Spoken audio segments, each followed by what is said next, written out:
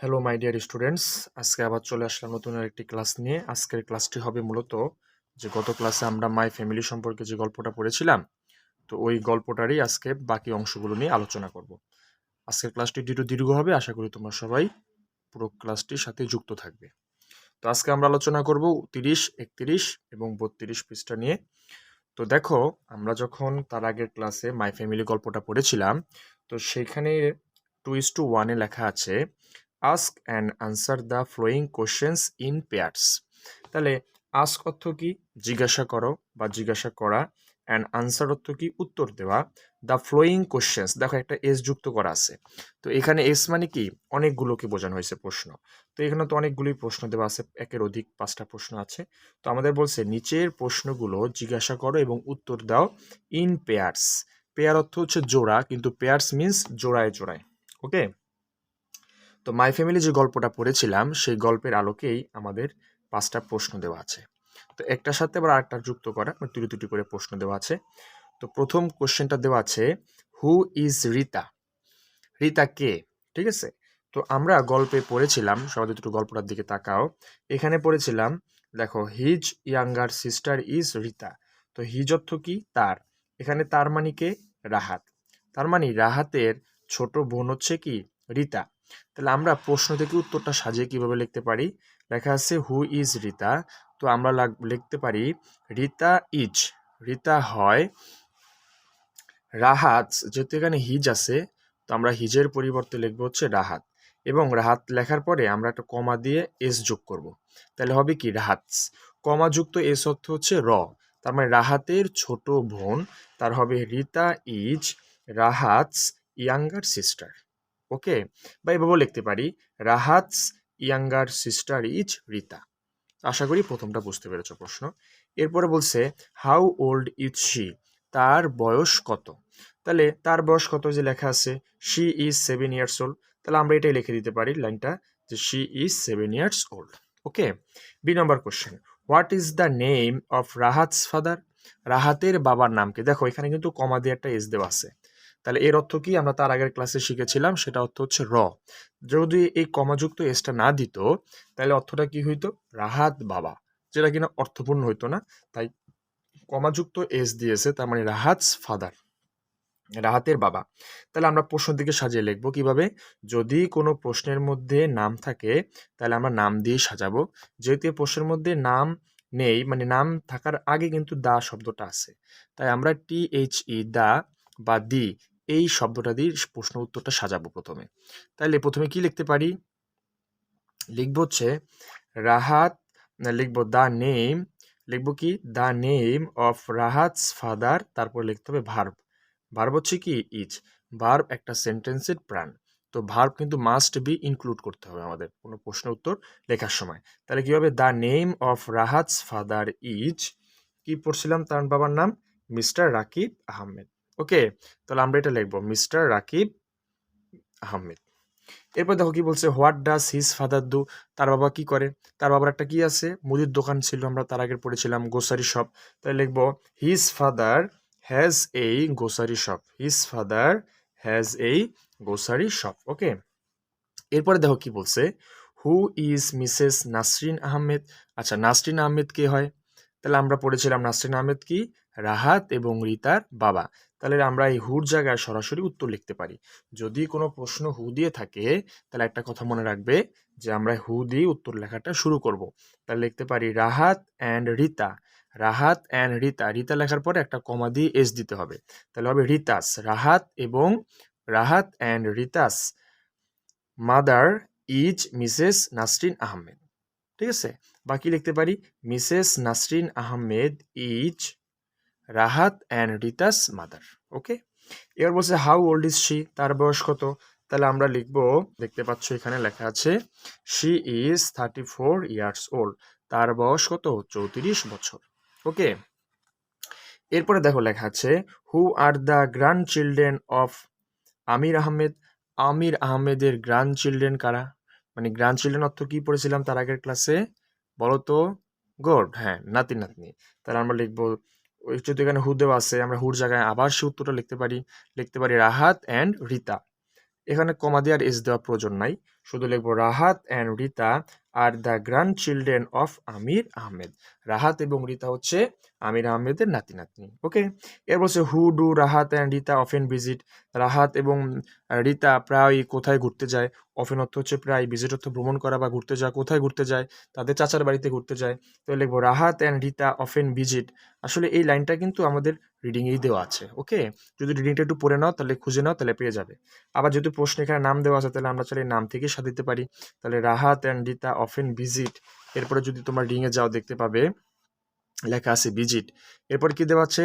দেয়ার uncle's house যায়, uncle's হাউসের বাড়িতে যায়। এরপর তুমি চাইলে এটা লিখতে পারো উইথ দেয়ার গ্র্যান্ড প্যারেন্টস। ওকে, এরপরে দেখো হোয়াট ডু দে ডু দেয়ার, তারা সেখানে কি করে? তাহলে তুমি লিখতে পারো দে, এই যে ডু লেখা আছে এই ডুর জায়গায় মূলত কাজগুলো লিখবে। তো তারা সেখানে গিয়ে কি করে? দে কি করে? Play with their cousins. তারা চাচাতো ভাই বোনদের সাথে খেলাধুলা করে। They play with their cousins, তারপরে লিখে দেবে দেয়ার। তারা সেখানে তাদের চাচাতো ভাই বোনদের সাথে খেলাধুলা করে। তো আশা করি তোমরা 2:1টা বুঝতে পেরেছো। এবার দেখো 2:2 কি দেওয়া আছে? বলছে match the words of column A with their meanings in column B. মানে ম্যাচিং করতে হবে, মিল করানো। কলাম এর সাথে কলাম বি তুমি মিল করবা। ঠিক আছে, তাহলে দেখো প্যারেন্টস, তোমরা যারা ক্লাস 3-তে ছিলে তারা কিন্তু তোমরা প্যারেন্টস দিয়ে অনেক ম্যাচিং করেছো। যে প্যারেন্টসের সাথে কোনটা হইতে পারে? একদম বলে দিতে পারো এটা, যে ফাদার অ্যান্ড মাদার। কারণ প্যারেন্টস অর্থ কি? বাবা মা, তাহলে ফাদার মাদার অর্থ তো বাবা মা। ওকে, এরপর আছে কি আঙ্কেল। আঙ্কেল অর্থ কি? চাচা। তো আমরা সেটার সাথে কোনো দিতে পারি, এটা দিতে পারি। যেমন লেখা আছে ব্রাদার অফ আওয়ার ফাদার, আমাদের বাবার যে ভাই সে আমাদের আঙ্কেল। অর মাদার, মায়ের ভাই। ওকে, এরপর বলছে কি গ্র্যান্ড চিলড্রেন, মানে নাতি নাতনি। সে কোনটা হইতে পারে? সেটা হবে এটা, যে children of wands Son or daughter, মানে কারো মেয়ে বা কারো ছেলের যদি শিশু থাকে, ছেলে মেয়ে থাকে, তারাই হচ্ছে গ্র্যান্ড চিলড্রেন, নাতি নাতনি। ওকে, এরপর বলছে কি গ্র্যান্ড প্যারেন্টস, মানে কি? দাদা দাদি। তো দাদা দাদি মানে কি? দাদা দাদি মানে হচ্ছে যে father and mother of our parents, মানে আমাদের বাবা মায়ের যারা বাবা মা, মানে তাদের প্যারেন্টস যারা, তারাই হচ্ছে আমাদের গ্র্যান্ড প্যারেন্টস। ওকে, এরপর দেখো কি বলছে কাজিন। কাজিন অর্থ কি? চাচাতো ভাই বোন। তাহলে children of our uncle or aunt, আমাদের চাচা চাচি বা চাচার ছেলে মেয়েরাই হচ্ছে কি আমাদের কাজিন। তো আশা করি তোমরা ম্যাচিংটাও বুঝতে পেরেছো। তো তোমরা একটু কি করবে, এটাকে আবার লিখবে। ক্লাসটা দেখার পরে তোমরা আবার এটা নিজে নিজে করার চেষ্টা করবে। ওকে, এবং যদি তোমাদের বন্ধু থাকে তাদেরকে তোমরা ক্লাসটা শেয়ার করে দিতে পারো, তাহলে তারা বুঝে নিতে পারবে। ওকে, এরপরে দেখো কি লেখা আছে 1 3:1 কিন্তু খুবই গুরুত্বপূর্ণ একটা গ্রামার অংশ, সেটা হচ্ছে ল্যাঙ্গুয়েজ ফোকাস। তো ল্যাঙ্গুয়েজ অর্থ কি জানো? ল্যাঙ্গুয়েজ অর্থ হচ্ছে ভাষা, আর ফোকাস অর্থ কি? ফোকাস অর্থ হচ্ছে লক্ষ্য করা। আর আমরা ভাষাগত দিক লক্ষ্য করব। ল্যাঙ্গুয়েজ ফোকাস যদি একসাথে থাকে তাহলে হচ্ছে ভাষাগত দিক লক্ষ্য করো বা খেয়াল করো। আর ল্যাঙ্গুয়েজ অর্থ ভাষা, ফোকাস অর্থ হচ্ছে লক্ষ্য করা। তাহলে আমরা ভাষাগত দিক লক্ষ্য করব এবং কি করব? খেয়াল করব। তাহলে দেখো নাউন অর্থ কি বলো তো? নাউন অর্থ হচ্ছে বিশেষ্য। বিশেষ্য মানে কি? যদি একটু সহজে শিখি, সে বিশেষ্য শব্দের অর্থ হচ্ছে নাম। ব্যক্তির হইতে পারে, কোনো বস্তুর হইতে পারে, কোনো জায়গা হতে পারে। ঠিক আছে, তারপরে কোনো পশু পাখির হইতে পারে, কোনো দলের হইতে পারে, এগুলো সব হচ্ছে বিশেষ্য বা নাম। তাহলে এটা হচ্ছে পার্টস অফ স্পিচের একটা অংশ। ওকে, তো দেখো এখানে কি লেখা আছে, Rahat and his family live in a small village in Rangpur.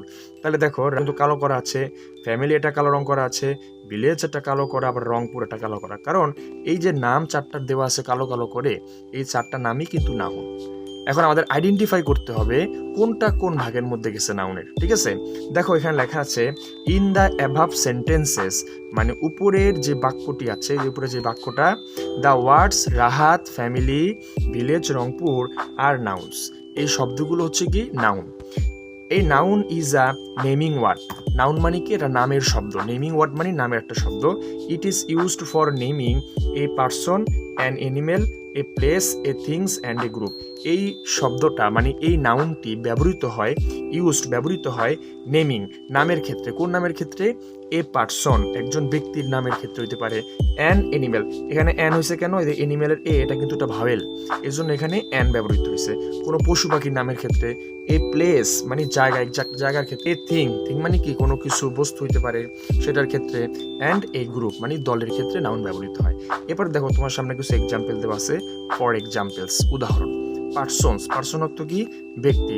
আমরা গল্পের মধ্যে কিন্তু অনেকগুলো পার্সনের নাম পেয়েছি, রাহাত পেয়েছি, তারপরে পেয়েছি কি রীতা, তারপরে পেয়েছি রাকিব আহমেদ, নাসরিন আহমেদ, আর অনেকগুলো পেয়েছি। এখানেও কিছু নাম দেওয়া আছে, রাহাত, সুমি, এগুলো নাম দেওয়া আছে, এগুলো হচ্ছে পার্সনস নেম। এনিমেলস, আমরা তো কত এনিমেলের নাম জানি, টাইগার, লায়ন, ক্যাট, ডগ, এগুলো সব হচ্ছে এনিমেলস। প্লেসেস, আমরা কিন্তু এই গল্পের মধ্যে কিছু প্লেসের নাম পেয়েছি, রংপুর, ঠিক আছে। তো এখানেও কিছু প্লেসের নাম দেওয়া আছে, রাজশাহী, সাভার, স্কুল, ভিলেজ, এগুলো প্লেসের নাম। এরপর দেওয়া আছে থিংস, থিংস মানে বস্তু, যেমন এটা একটা বই, একটা কলম, এটাকে আমরা বলতে পারি বুক, তারপর বলতে পারি পেন, এগুলো কিন্তু একটা বস্তু, থিংস। এরপর বলছে গ্রুপ, গ্রুপ অর্থ দল, যেমন আমাদের ক্লাস 4 ক্লাস একটি দল, ফ্যামিলি একটা দল, গ্রুপ। তারপর সে আর্মি, আর্মি মানে কি সৈনিক, এটাও একটা দল, গ্রুপ, ঠিক আছে। তো এগুলোকে সবগুলোকে বলা হয় গ্রুপস, এবং এই সবগুলোই আছে নাউনের মধ্যে। তো আশা করি তোমার নাউনের ব্যাপারটা বুঝতে পেরেছো। এবার আমরা যাবো হচ্ছে 30 পৃষ্ঠায়, দেখি 30 পৃষ্ঠাতে কি আছে।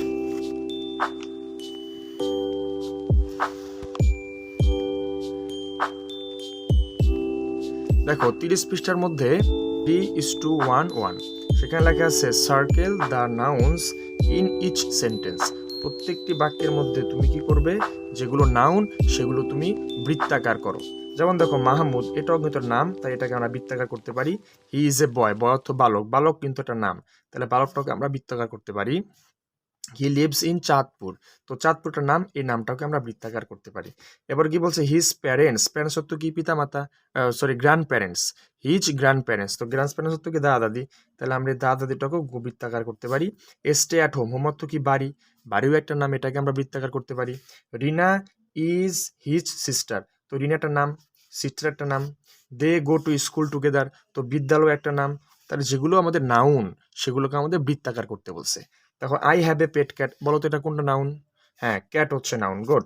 She puts her pen on the table, তাহলে পেন একটা নাউন, টেবিল একটা নাউন। ওকে, তো হ্যালো স্টুডেন্টস, আশা করি তোমরা এই ক্লাসটি আজকে বুঝতে পেরেছো। তো আজকে আমরা এই পর্যন্তই ক্লাসটি করব, আগামী ক্লাসে তারপরের অংশ নিয়ে আসবো। তো এই পর্যন্ত সবাই ভালো থেকো, সকলকে অসংখ্য ধন্যবাদ, গুড বাই।